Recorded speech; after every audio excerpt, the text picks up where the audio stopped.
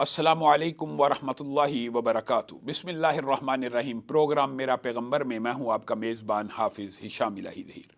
मुअज़्ज़ज़ नाज़रीन गिरामी कदर, हम आपके सामने इस बात को रख रहे हैं कि रसूलुल्लाह सल्लल्लाहु अलैहि वसल्लम की ज़ात फ़ैसला कुन अथॉरिटी रखती है, रसूलुल्लाह की बात फ़ैसला कुन अथॉरिटी रखती है। ये जो हमारे मुआशरे में एक बात मशहूर है कि जो बंदा जिस बात में लगा हुआ है उसको उस बात में लगा रहने दो, ये बात दुरुस्त नहीं है, शरअन कह रहा हूँ।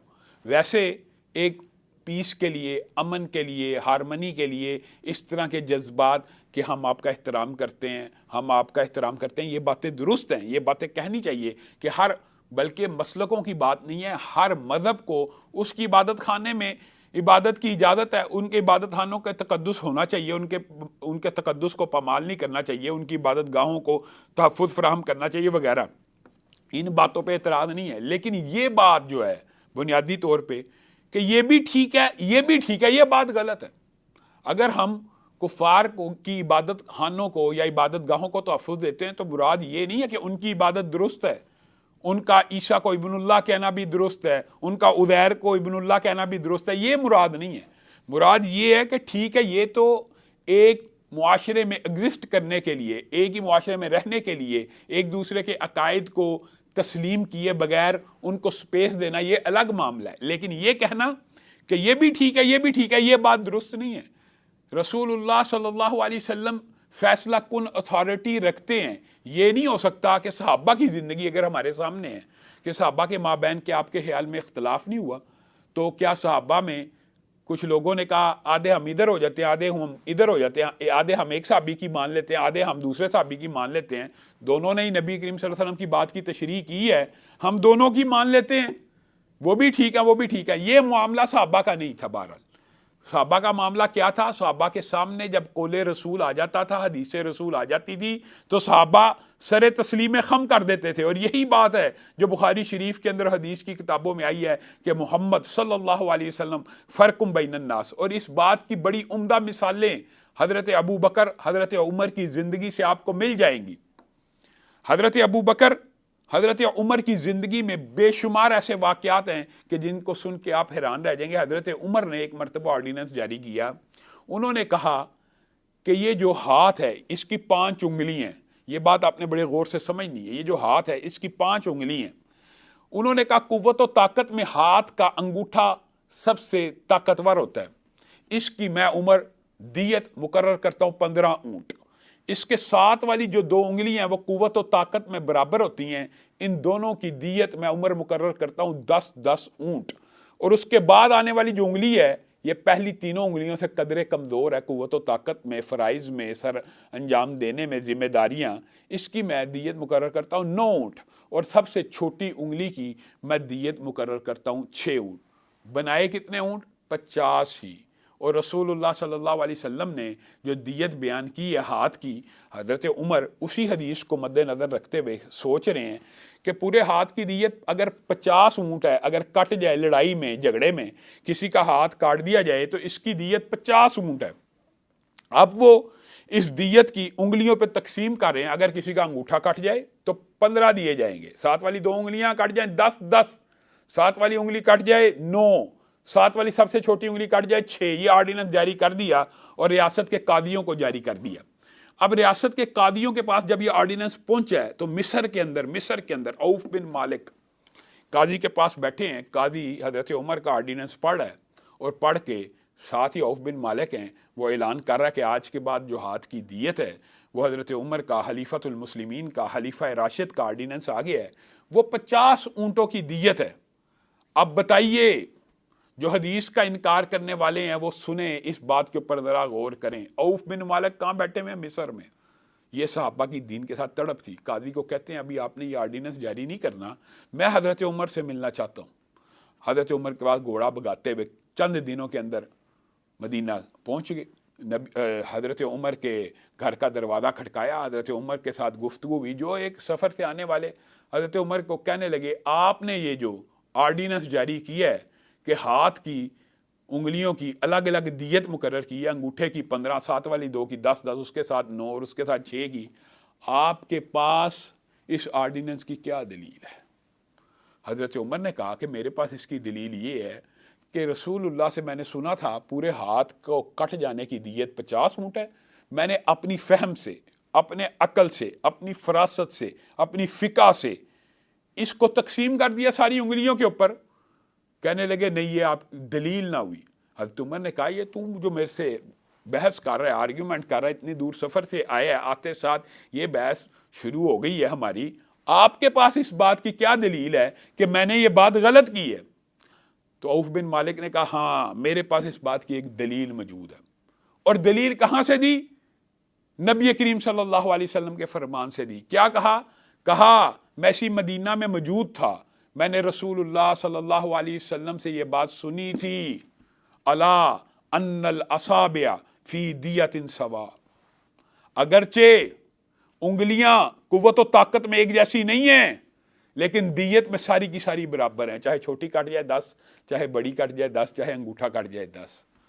حضرت عمر نے آج جو انکار حدیث کرنے والوں کا طرز عمل ہے وہ مظاہرہ کیا معاذ اللہ. حضرت عمر ڈٹ گئے، اڑ گئے کہ تیری بات بھی ٹھیک ہے میری بھی ٹھیک ہے. حضرت عمر نے کاتب کو بلایا اور کہا اوپر میرا آرڈیننس لکھ. وہی آرڈیننس جو حضرت عمر نے پہلے جاری کیا تھا سارے قاضیوں کو، وہی دوبارہ لکھوایا کہ لکھو عمر نے یہ آرڈیننس جاری کیا تھا، یہ پوری کی پوری عبارت لکھو. دوبارہ لکھی گئی. نیچے حدیث لکھو. عوف بن مالک کے ذریعے ہم تک یہ حدیث پہنچی ہے کہ رسول اللہ صلی اللہ علیہ وسلم نے یہ بات فرمائی ہے. یہ لکھ دی کاتب نے. کہا اب نیچے ایک جملہ لکھو، اور وہ جملہ یہ ہے کہ اوپر عمر کا آرڈیننس ہے، نیچے رسول اللہ صلی اللہ علیہ وسلم کی حدیث ہے. اب عمر کا فیصلہ یہ ہے کہ رسول اللہ صلی اللہ علیہ وسلم کی حدیث کو نافذ کر دیا جائے اور عمر کے آرڈیننس کو مسترد کر دیا جائے. محمد صلی اللہ علیہ وسلم فرق بین الناس، یہ ہے وہ فرق. اگر مجھے اور آپ کو یقین مانیے یہ فرق سمجھ آ جائے تو دین سمجھ آ گیا. یعنی اختلاف ہو جانا یہ کوئی اچنبے کی بات نہیں ہے. حضرت ابو بکر ایک مرتبہ آرڈیننس جاری کرتے ہیں، چور چوری کرتا ہے، آپ کو پتا ہے اس کے ہاتھ کو کاٹا جاتا ہے. اب چور چوری کر چکا ہے کئی مرتبہ. اب حضرت ابو بکر کے ذہن میں یہ خیال آتا ہے اگر اس کے دوسرے ہاتھ کو بھی کاٹ دیا گیا تو یہ قضائے حاجت کیسے کرے گا؟ حضرت ابو بکر امت کے اوپر رحم دل ہیں، نرمی کرنے والے ہیں، نیت نیک ہے، خلیفہ راشد ہیں، خلیفہ راشد کی مسند کے اوپر بیٹھے ہوئے ہیں، اور آرڈیننس کیا جاری کرتے ہیں کہ اس ہاتھ کی جگہ اس کا پاؤں کاٹ دیا جائے. مقصود تو سزا دینا ہی ہے نا، لوگوں کو عبرت، اس کو عبرت کا نشان بنانا نا. لوگ چوری چکاری سے بعد آ جائیں، اصل مقصد تو یہی ہے نا. تو اس کے قدم کو کاٹ دیا جائے. پاس ہی حضرت عمر بیٹھے ہیں، حضرت ابو بکر کو کہتے ہیں السنت الید.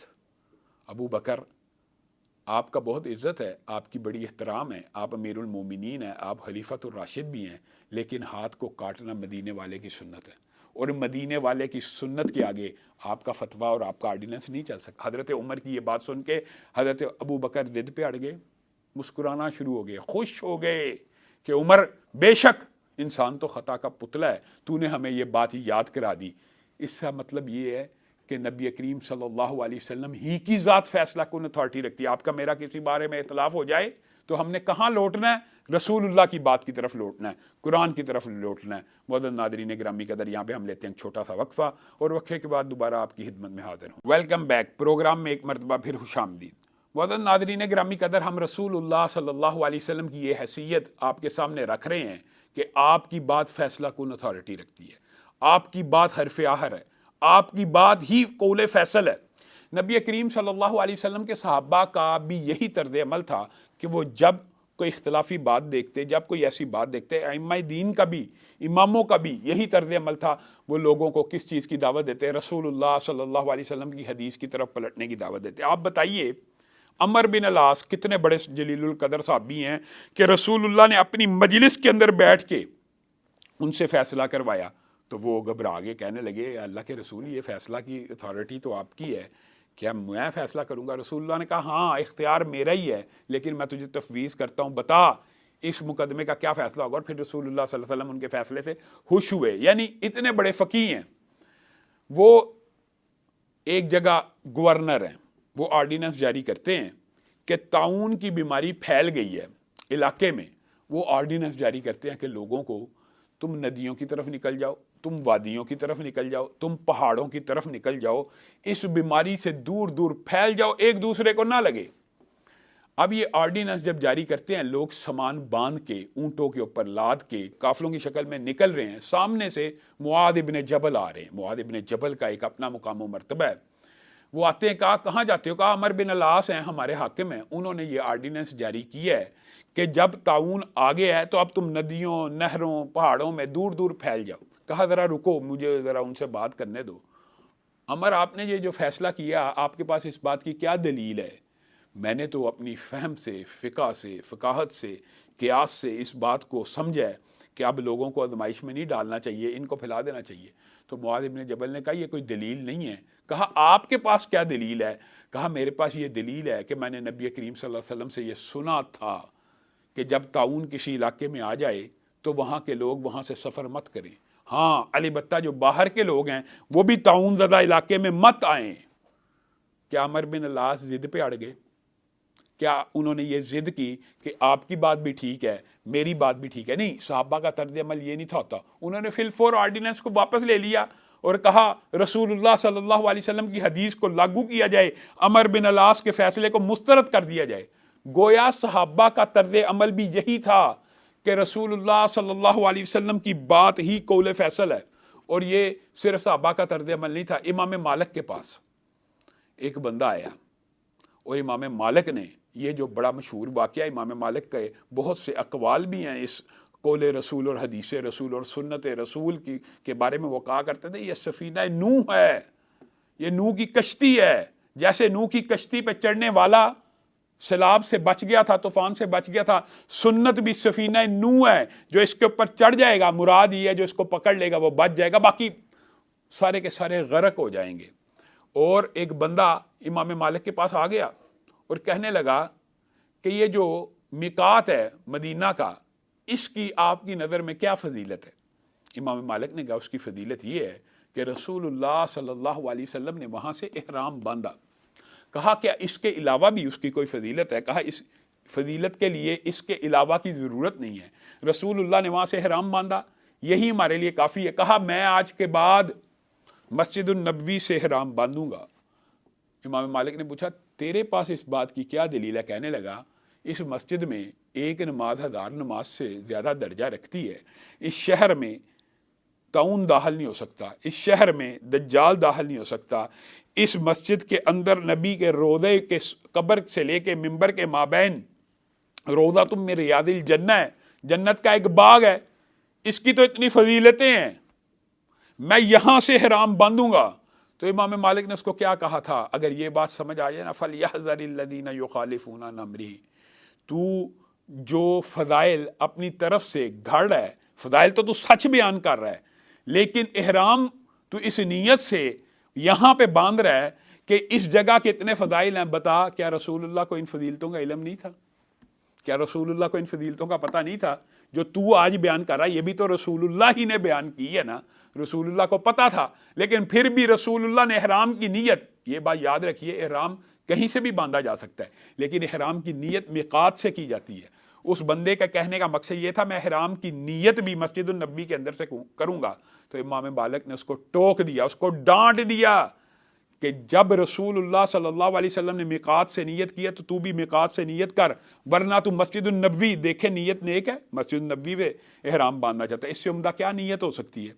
اور فضائل کے دلائل بھی دے رہا ہے، اس سے زیادہ عمدہ باتیں کیا ہو سکتی ہیں؟ لیکن امام مالک نے کہا کیا تو یہ سمجھتا ہے کہ رسول اللہ کو ان فضائل کا علم نہیں تھا؟ ان فضائل کے علم میں ہوتے ہوئے بھی رسول اللہ نے اگر وہاں سے احرام باندھا تو تجھے بھی وہاں سے ہی باندھنا پڑے گا۔ اسی طرح یعلا بن امیہ کے بارے میں یہ بات ملتی ہے کہ وہ بیت اللہ کا طواف کر رہے تھے، اور طواف کے اندر آپ کو پتا جب انسان بیت اللہ میں جاتا ہے، اللہ تعالی ہم سب کو بھی اس گھر کی زیارت نصیب کرے، جب انسان اس گھر میں جاتا ہے تو انسان کی کیفیات بدل جاتی ہیں۔ یعلا بن امیہ کے اوپر بھی یہی کیفیت طاری ہوگی۔ وہ بیت اللہ کا طواف کرتے کرتے رکن یمانی پہ پہنچے تو رکن یمانی کو گلے لگ کے رونا شروع ہو گیا۔ ایک محبت کی نیت بد، اس سے عمدہ نیت کیا ہو سکتی ہے؟ حضرت عمر نے ان کو دیکھا کہ یہ رکن یمانی کے ساتھ لپٹ رہے ہیں، ہاتھ لگا رہے ہیں، بوسو کنار کر رہے ہیں، گلے لگ رہے ہیں۔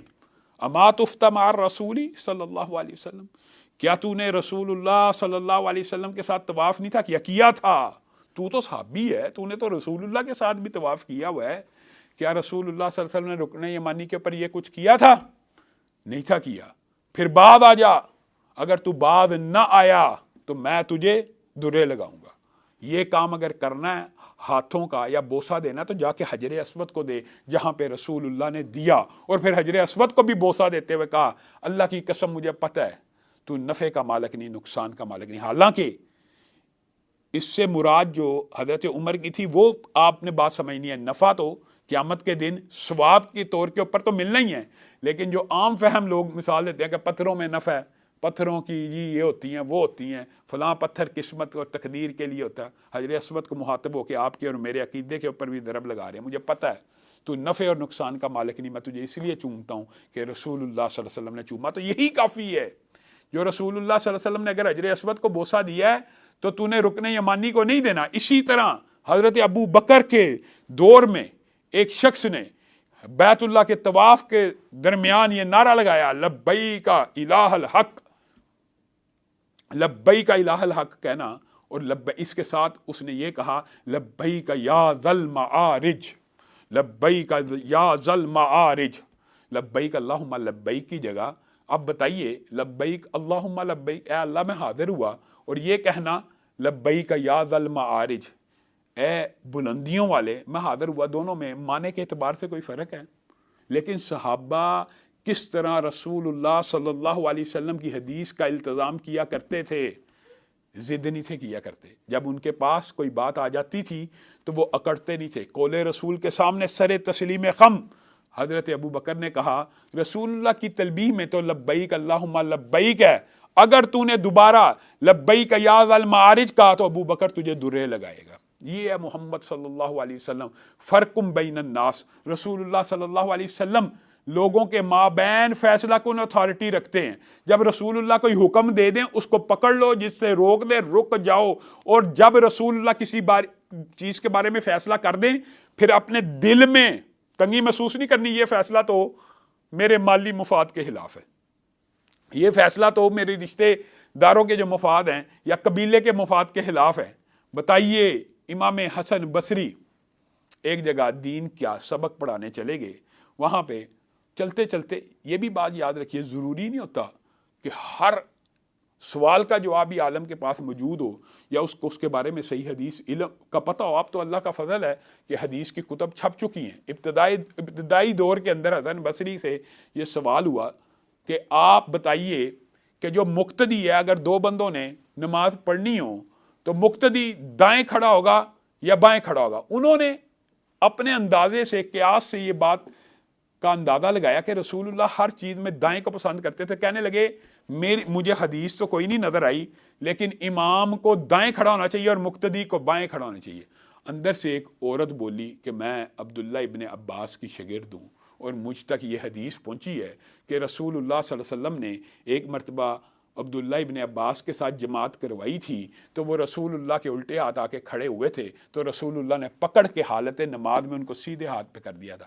امام حسن بصری کے اڑ گئے کہ جو تو نے کہا وہ بھی ٹھیک ہے، جو میں نے کہا وہ بھی ٹھیک ہے۔ کہنے لگے آیا تو دین پڑھانے تھا لیکن ایک عورت سے دین سمجھ کے جا رہا ہوں، میرے فتوے کو رد کیا جائے اور رسول اللہ کی حدیث کو نافذ کر دیا جائے۔